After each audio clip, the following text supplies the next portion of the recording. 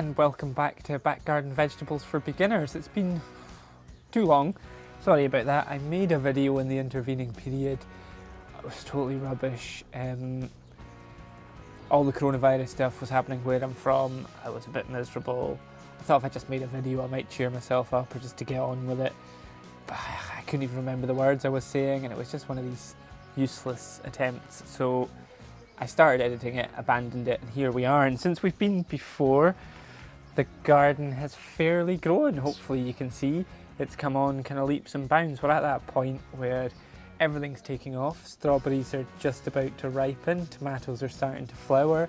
It's quite exciting. Most things are now in the ground, but I've got some stuff recorded from before, so I'll intercut that and we'll be able to keep up with things you may have missed if you're at a different stage in a different place. Because remember, down here I'm about maybe a fortnight ahead of people in Glasgow, and then maybe a wee bit ahead again of Inverness and further north than that. So it just depends where you are.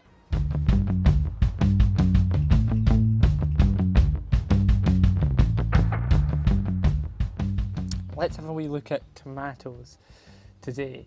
Now, tomatoes are fantastic. If you're further north, you're probably going to have to be growing them inside. That's just the way of it. But hopefully they're going to do the trick outside here. I put my black Russians, and you can see that just now. I put them out probably 3 weeks ago or thereabouts. And I made a point of making sure I just teased out the roots. There's certain things you don't want to fidget with the roots. Things like peas and beans and that. They don't like having their roots played with, but tomatoes, absolutely fine. So tease out those roots, try and get them in nice moist soil. Take off the two baby leaves if you haven't already done that, and plant that deeper, because remember with tomatoes they're going to re-root further up the stalk, further up the stem if you just plant that. That's not true for all plants, but it is for tomatoes.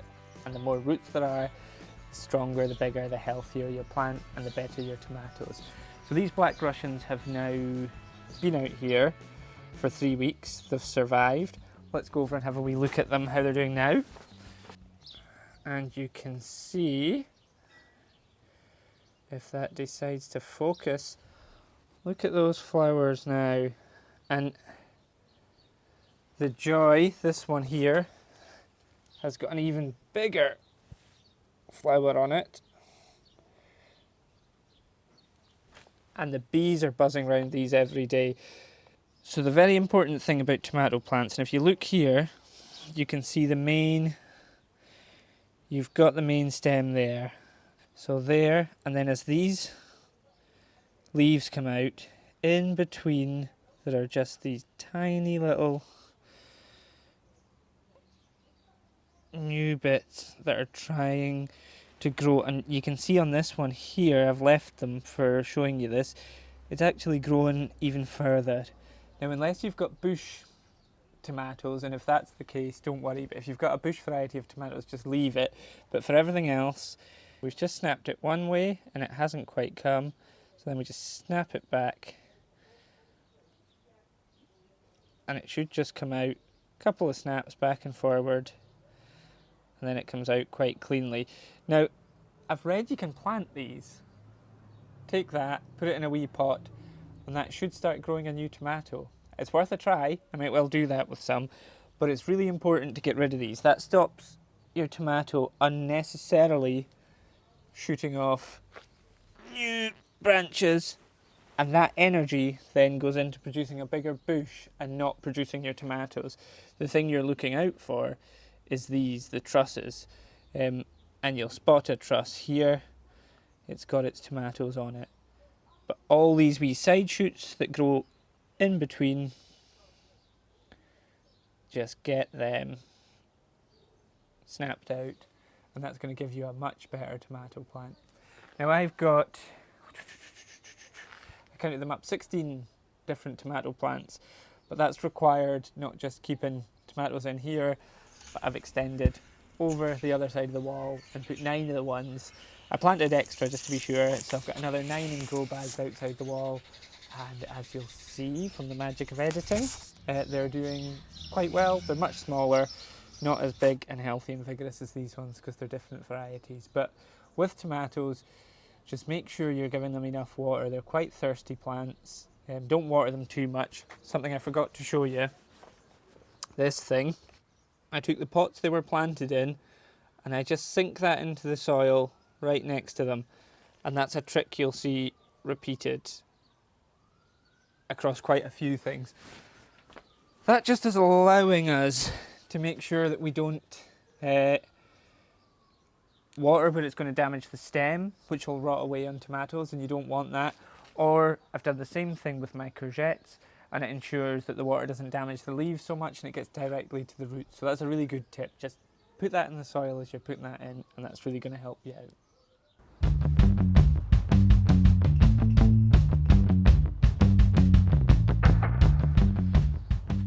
Now, as I was saying with that, I've done that exact same job again.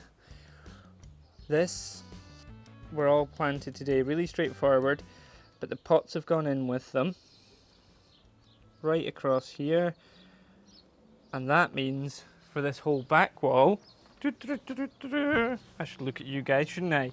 We're going to have climbing things. This vertical structure is going to give us so much more room in a tiny garden. So we have, in starting order, cucumber, tromboncino squash, butternut squash, cucumber, butternut squash, cucumber, tromboncino squash. Now these things are big thirsty plants, and you've got to think about that, how much space you're giving to them. Here I'm making sure that they are big. That's like half a big 25 kilogram bag. So when you've got a bigger plant like that, make sure it's got enough space to grow. And the same thing when you're looking at these courgettes.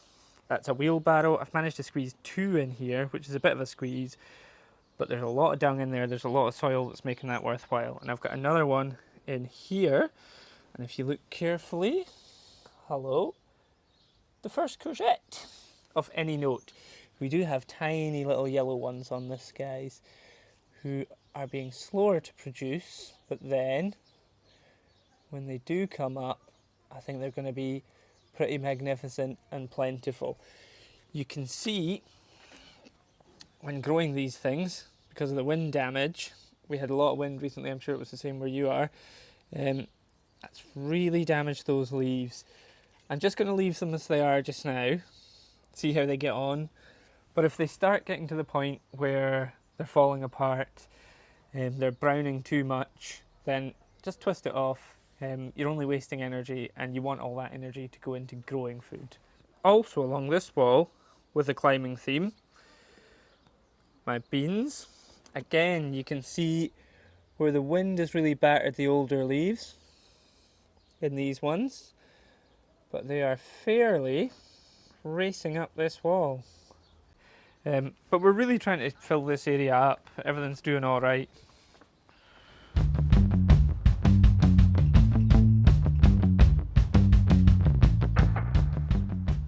Now, I'll show you the wee film. You'll see it just now where we did this before in the original one.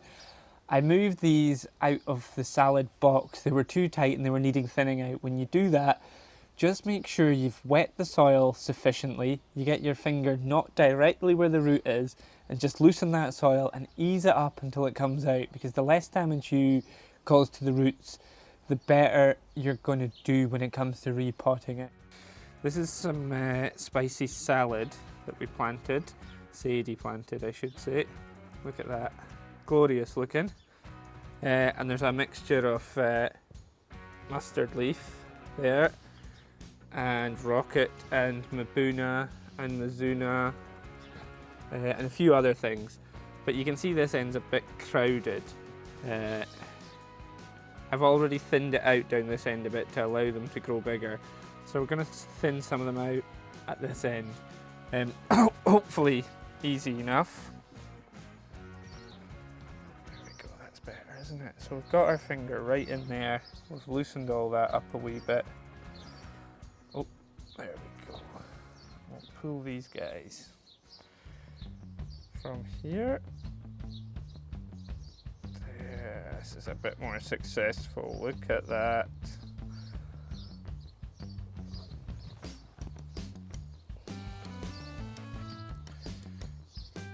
And then what we've got left we can just gently pat it back down, and it won't suffer too much, we hope, from the disturbance. So just get that soil nice and loose with your finger, round and about it, round the sides, trying not to hit the roots or anything, or the plants as you do it.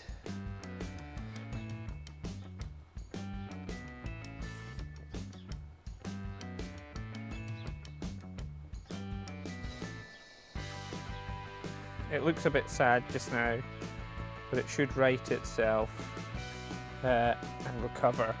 And it'll get too leggy if we don't sort it at this point. And there we go, that's what we've got. So let's see if we can't do something with those. In here, looks bone dry, that's probably why. So we've got quite a good root system here. Make the soil nice and loose, just get those roots right down and just let it fall back in. Don't force it in. And I can water that guy in afterwards. We'll have a wee look and see how they all do. Now you can just throw away those seedlings, you can eat them in a salad, but I decided to give them more room. And look at them now, they are, I think the word is glorious. A nice mixture here, and it's doing really, really well. They're spaced about 4 or 5 inches apart at least, and that's kind of the ideal spacing. That's allowing them to bush out. You will notice that this guy and a couple others like him have bolted. When you hear that word, what does that mean? It just means it's gone to the point where it's ready to set seed. It's going to flower, and it normally does that because it's stressed out. So I don't know if these guys didn't like the move, they were finding they're not got enough space, or they didn't get enough water, but I have been watering these regular, but they're normally the things. Now that'll still be okay to eat. The only difference is it's going to be a little more bitter and the leaves will wilt really quickly. So if you just pinch out a little bit that's setting to flower here, and if you want, you can always just eat that. That's quite tasty, but that'll stop it getting any worse. Tastes a wee bit cabbagey, they're all members of the cabbage family. So I'll just do that with all of them, and I'll make a point of eating those first. It's quite nice, spicy cabbage. But bear in mind, salad stuff is quite prone to doing this, so it's always quite handy to have backup salad planted and kept going. I'll show you where it originally came from, and you'll see how much better this stuff is done with the real spacing than it would do in the window boxes.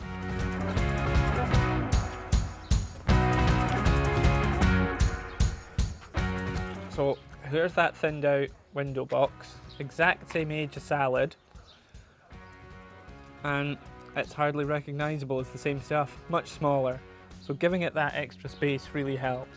With that in mind, I've taken a cheap £1.99 bag of compost, just cut some holes in it and replanted some of those yesterday. Spaced them out more. I think there's 1, 2, 3, 4, 8 in there. That's £2 for 8 extra bits of salad that'll keep me going, and I'll get a couple of uses out of this. I can put more salad stuff in it once this one's done. There's our other salad stuff.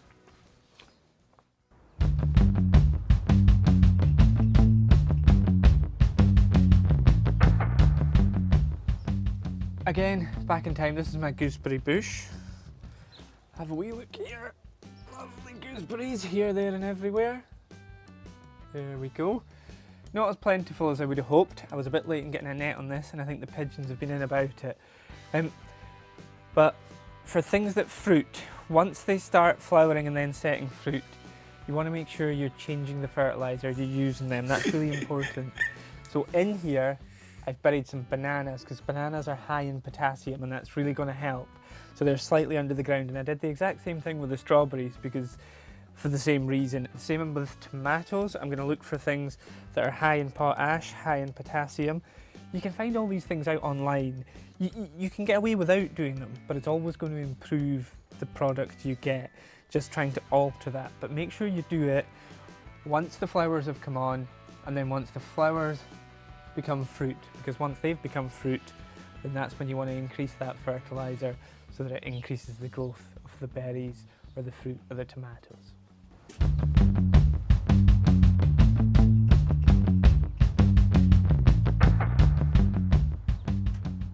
I'm pretty pleased with how everything's come on. It's got a wee while to go, but it's really at that point where you're starting to enjoy it. I did a new compost last week.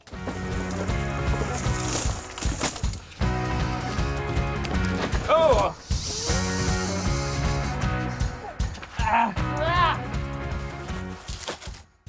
The compost was too green. You gotta make sure that mixture is about 2 parts green to 1 part brown. Brown, you're just talking about cardboard, twigs, dry leaves, things like that. Lid on. Things like compost themselves is not brown, neither is dung just because it's brown. Brown's more your dry material as opposed to green, your wet material. Give it a wee stir, make sure you're keeping on top of that. And if it's too wet, add some more cardboard, and if it's too dry, just keep a little bit of water in there. You want it to be moist. The problem we had with the small bin we had was it was far too wet, and that wasn't doing any good for anyone, and it makes it stink. So we're a wee bit better off now. Before I go, and thanks very much for watching, sorry for the delay. I'll try and keep up a wee bit more in the meantime. If you've got any questions, go over to Facebook, Back Garden Vegetables for Beginners. People are generally helpful on there. There are people that know a lot more than me. I'd also love to see how you guys are getting on, and probably better than this. But it is a real joy to take something that had nothing in it before. So let's just have a wee look at what it looked like before.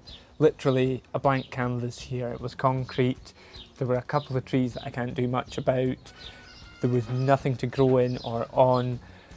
And I reckon I did have some tubs that I took down with me and the wheelbarrow, but other than that I've had to just improvise, bring things in, make do with what I can, and in total, including getting all the soil, all the seeds, all the bits and bobs, I would think I've spent about £160, and we're definitely going to have a lot more food's worth out of this than that, as well as the satisfaction. So it's really good to see that come together. So if you're just starting with little bits and bobs, it doesn't need to be expensive to carry it on and to get it a wee bit better. Before I go, final thing, touchscreen to activate camera that I'm really excited about over here. Absolutely glorious, an almost ripe strawberry, and we've got a few more that are just about on their way over here. So when you get to that point and you're starting to get the good stuff, the fruit, it really makes it worthwhile. Anyway, I hope you guys are all alright where you are, you're managing fine, and we'll see you in the next episode, which will definitely be a lot sooner than the last one. Hello.